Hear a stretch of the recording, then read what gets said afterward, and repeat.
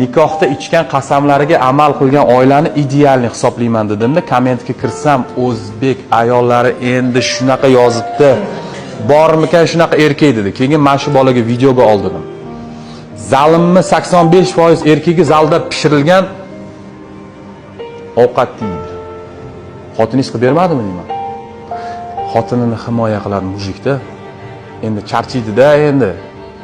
Ha, xotiningiz vazirlikda ishlaydimi deyman. Yo'q, uyda deydi.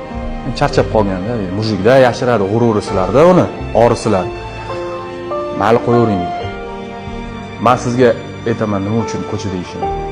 2 marta etkisi kelmagani uchun. 1 marta aytadi erkak. Ikkinchi marta deb o'zing.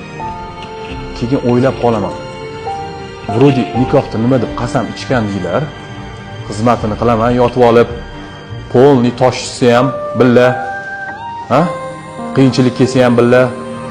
Nahotki ertalab turib, vaqtli turib qiyinchilik kelmagan va oilasini обеспечить qo'ygan o'sha erkak.